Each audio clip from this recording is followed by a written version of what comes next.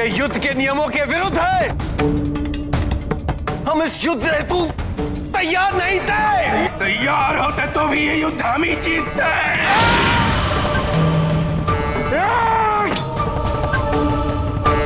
मैं जानता हूं बलि, तुम यहाँ पे क्या चुराने आए हो?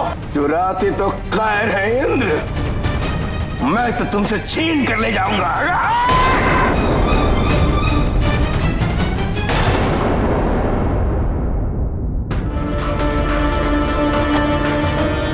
रुक जाओ बलि, रुक जाओ।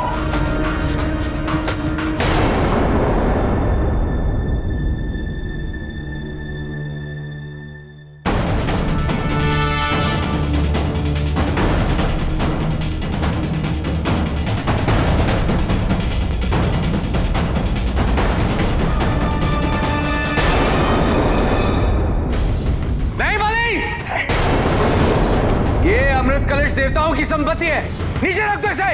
नहीं, अब ये असुरों का हो गया है। बलि! बलि! अरे कोई रोको उसे! सेनापति कार्तिकेय! महादेव!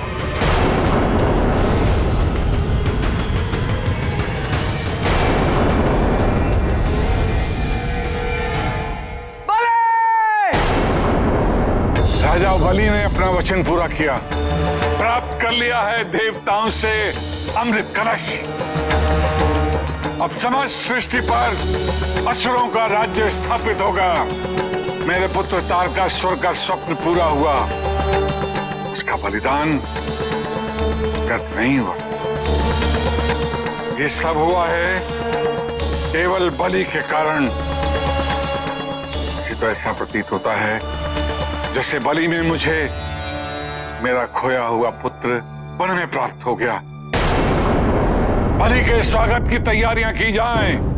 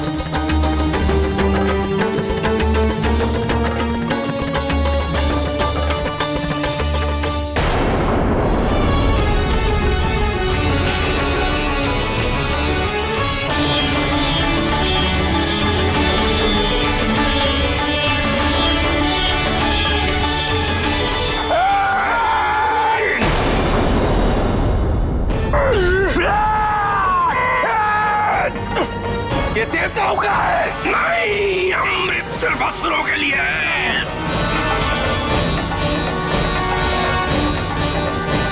नहीं बलि नहीं, देवताओं के पास अमृत कलश वापस नहीं जाना चाहिए।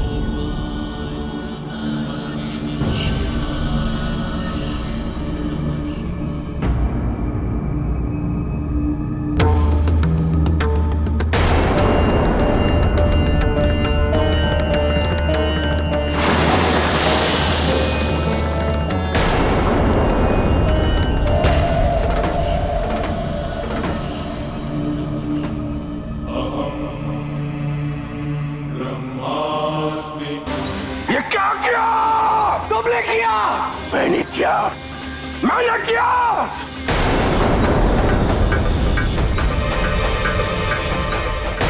अनर्थ हो गया।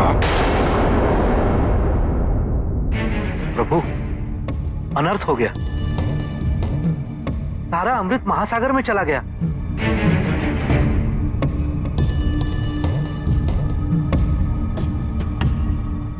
अब क्या होगा प्रभु? अनर्थ में भी कोई ना कोई अर्थ अवश्य होता है देवर्षि नारद। संभवतः ये घटना असुरों और देवताओं में चले आ रहे युद्ध को समाप्त कर उनकी संधि का कारण बन जाए।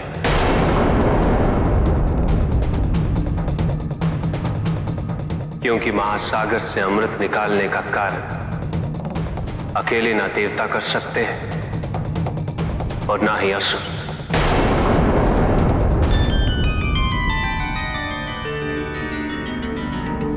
इस कार्य के लिए उनका एकजुट एक साथ होना अनिवार्य है।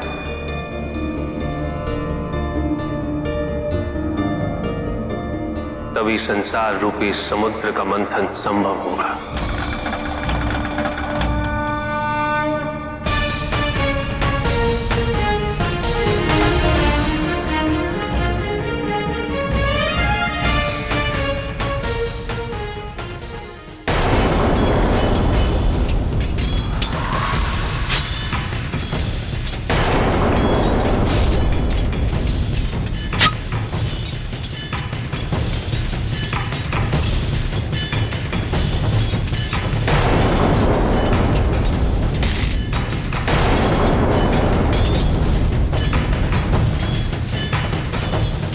मेरे आगमन पर जब तुमने मेरे स्वागत हेतु अपने गुप्तचर को भेजा, तब मैंने उसके द्वारा तुम तक एक संदेश पहुंचाया कि हां, सेनापति कार्तिकेय का आगमन हो चुका है और मेरे आगमन का कारण तुम्हारा हृदय परिवर्तन होगा या तुम्हारी मृत्यु। इसका निर्णय तुम्हें स्वयं करना है। किंतु तुमने अपनी मृत्यु को चुना और आज मैं तुम्हें वही दे रहा हूं।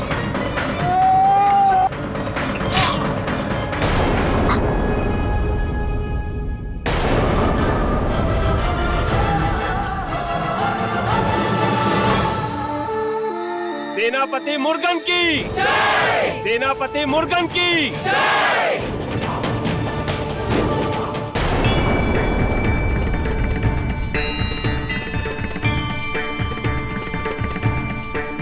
मैं आज जो भी हूं, केवल अपने माता पिता के आशीर्वाद के कारण। मैं कैलाश से दूर अवश्य, किंतु मैं जानता हूं कि वो हर क्षण मेरे साथ है, मेरे समीप है, मेरे हृदय में विराजमान है, मेरा मार्गदर्शन करते हैं, मुझे प्रोत्साहित करते हो। मैं इसी प्रकार आपके धर्म की सदैव रक्षा करूंगा पिताजी।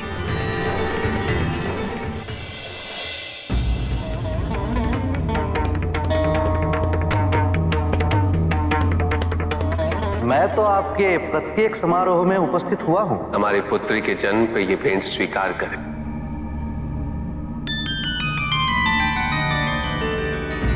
तीनों लोकों में मेरा भी उतना ही योगदान है जितना कि महादेव का। देवराज, मैं ऋषि दुर्वासा श्राप देता हूं कि तीनों लोग श्रीहीन हो जाएंगे, लक्ष्मी से वंचित हो जाएंगे। महासागर से अमृत निकालने का कार्य अकेले ना देवता कर सकते हैं और ना ही असुर। इस कार्य के लिए उनका एकजुट एक साथ होना अनिवार्य है। तभी संसार रूपी समुद्र का मंथन संभव होगा।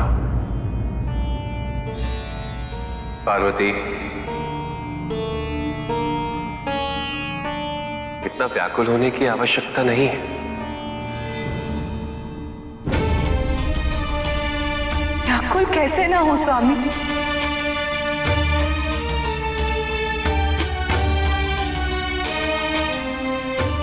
ये जानते हुए भी कि ये सब किस दिशा की ओर बढ़ रहा है और इसका परिणाम क्या होने वाला है, पार्वती, तुम सब जानती हो, इस समय आवश्यकता है तो केवल अपने मन को शांत रखने की, क्योंकि जो कुछ भी हो रहा है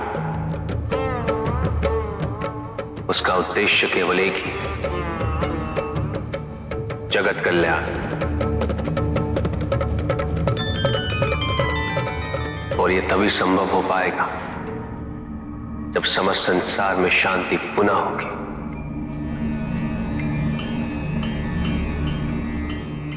और उसके लिए देवताओं और असुरों में संधि होना अनिवार्य है। किंतु असुरों और देवताओं में द्वेष का कारण क्या है? ब्रह्मदेव से ऋषि कश्यप की उत्पत्ति हुई। ऋषि कश्यप और उनकी पत्नी दिति ने असुरों को जन्म दिया और उनकी दूसरी पत्नी अदिति ने देवताओं को। दोनों के पास अपने अपने लोक हुआ करते, अपने अपने कार्यावली, किंतु वो संतुष्ट नहीं थे। सब कुछ होते हुए भी? हाँ पार्वती, क्योंकि उनके मन में और का लालच था। जो दूसरे के पास है वो मेरे पास क्यों नहीं? भले ही उसे प्राप्त करने के लिए किसी को छलना पड़े, किसी को हानि पहुंचा पड़े। लालच की पूर्ति करना ही उनकी उपलब्धियों का प्रतीक बन गई थी। आवश्यकता अनुसार उनके पास पर्याप्त था, किंतु लालच और महत्वाकांक्षा के लिए तो तीनों लोक भी कम है। इसीलिए उनमें सदैव युद्ध होता रहा। जहां युद्ध जीवन शैली बन जाए और जय पराजय जीवन का उद्देश्य, वहां शांति कैसे स्थापित हो सकती?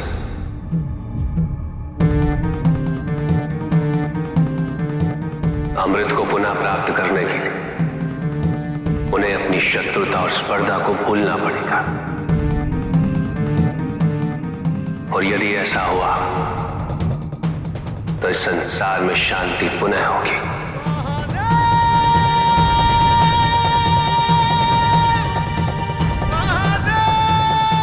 हम तो समझ गए, किंतु हमारे मन को कौन समझाएगा?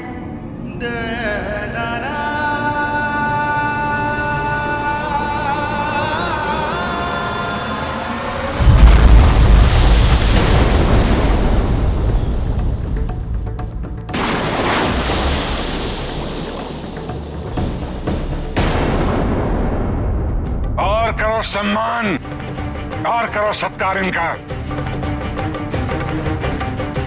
अतिथि देवो भव। अपने पुत्र और पौत्रों को खोने के पश्चात भी आपकी शुदा शांत नहीं हुई।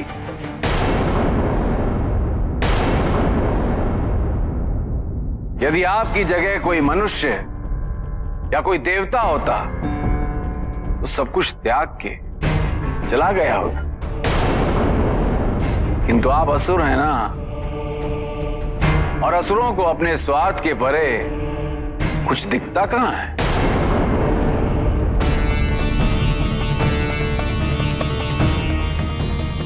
और आपकी भूल के कारण ही अमृत समुद्र में गिर गया था। इसीलिए समुद्र मंथन कर अमृत निकालने के लिए आपको देवताओं की सहायता करनी होगी।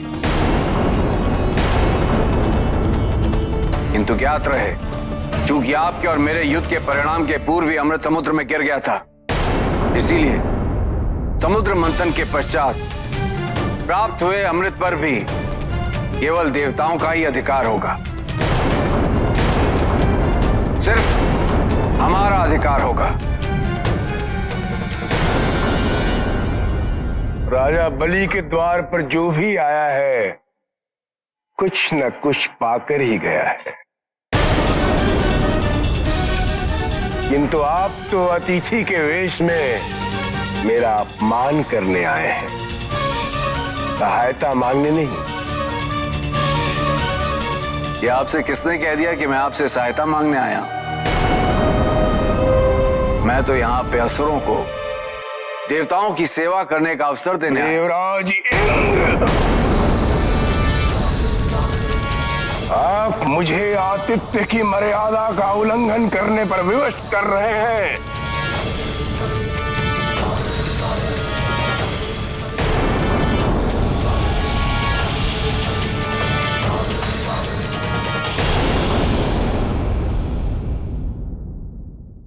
तो सहायता का प्रस्ताव लेकर गए थे, किंतु असुरों को लगा कि हम उन्हें अपना सेवक बनाना चाहते हैं। अपनी मूर्खता के कारण उन्होंने संधि का यह प्रयास भी विफल कर दिया।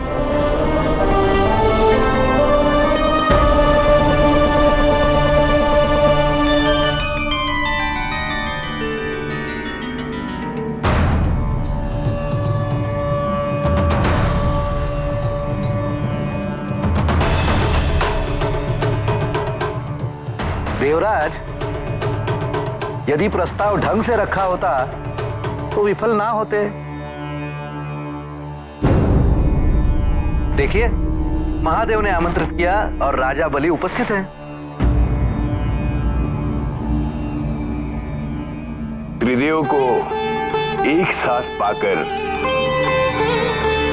मैं धन्य हो गया।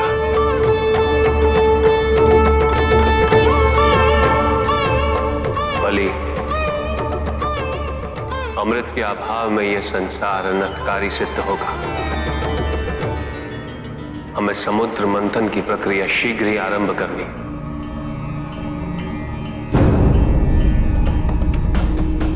क्या तुम्हें मेरा प्रस्ताव स्वीकार है? महादेव, नारायण और ब्रह्मदेव की सहायता करना मेरा सौभाग्य है।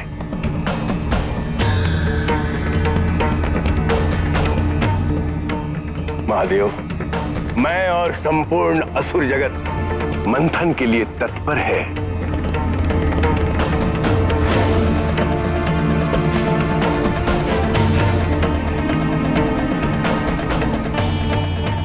और हम सभी देवता भी इस मंथन के लिए तत्पर हैं।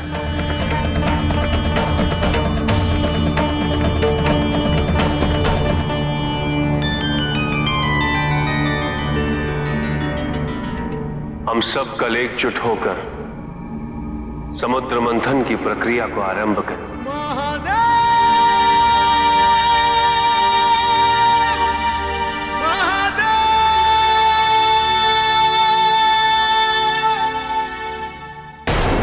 मूर्ख है बलि, मूर्ख। कितना समझाया था कि नहीं समझा। होने दो मंथन, होने दो। सभी को समझ आ जाएगा देवतागण असुरों के साथ अन्याय करेंगे। अन्याय।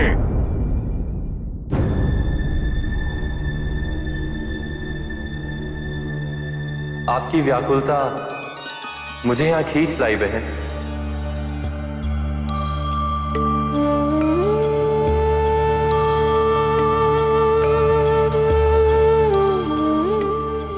क्या हमारी व्याकुलता का कारण पर्याप्त नहीं है, उचित नहीं है? आपने तो हमें बहन माना है, आप तो हमारी व्याकुलता समझिए।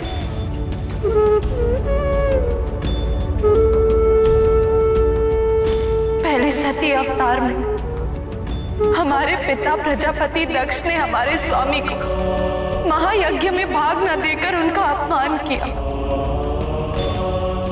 और अब मंथन के पश्चात उनके भाग में जो आने वाला है वो कोई भी स्वीकार्य नहीं करना चाहेगा। न देवता न असुर, यहां तक कि आप भी नहीं नारायण, हमारे स्वामी का पुनः अपमान क्यों नारायण? बताइए, क्यों हमारे स्वामी को समुद्र मंथन से निकला विष पीना पड़ेगा? बहन, महादेव देवताओं और दानवों के मध्य विषमता मिटाना चाहते हैं। वो इस संसार में स्थिरता और शांति लाना चाहते हैं, जिसका माध्यम ये समुद्र मंथन बन सकता है। मंथन से अमृत भी निकलेगा और विष भी, किंतु सत्य तो यही है, अमृत तो हर कोई ग्रहण करना चाहता है, किंतु विष कोई नहीं चाहता। और यदि ये विष इस संसार में फैल गया तो इसका परिणाम क्या होगा, ये हम सब जानते हैं। इसीलिए महादेव इस संसार को अमृत दान और विष से रक्षा करने हेतु इस विष को ग्रहण करने वाले हैं।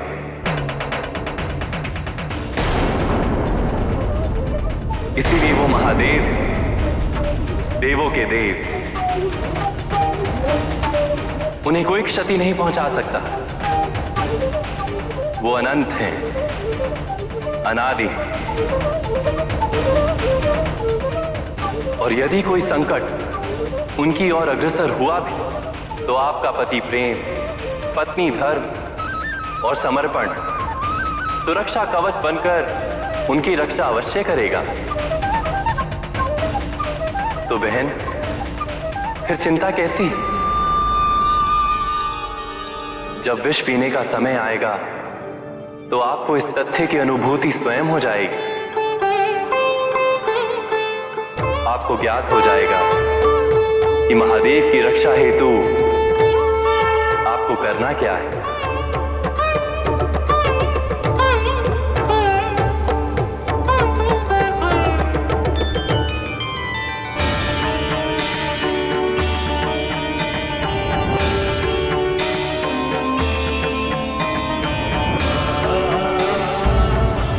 जैसे व्यवहार की अपेक्षा हम दूसरों से करते हैं,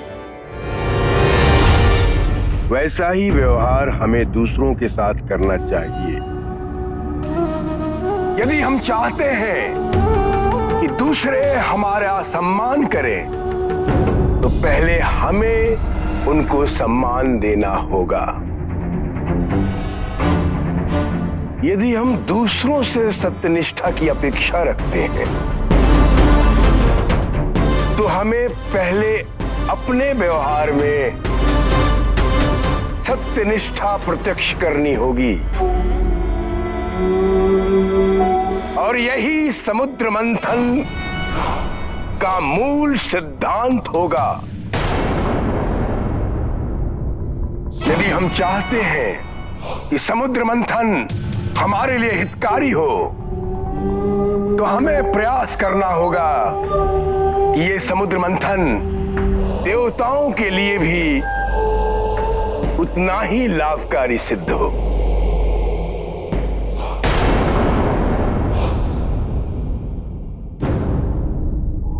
ऐरावत को देखा है?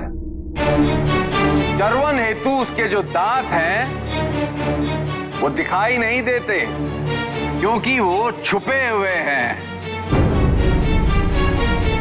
बिल्कुल इन असुरों की मंशा की भांति, जो प्रत्यक्ष नहीं होगी, किंतु हम सब जानते हैं कि उनके मन में क्या चल रहा है, किन विचारों का चरवन चल रहा है। हम सब जानते हैं। उनका हमारा साथ देना ये उनकी अच्छाई का प्रतीक नहीं, उनकी चालाकी का संकेत है। इसीलिए हमें इन पे कदापि विश्वास नहीं करना चाहिए।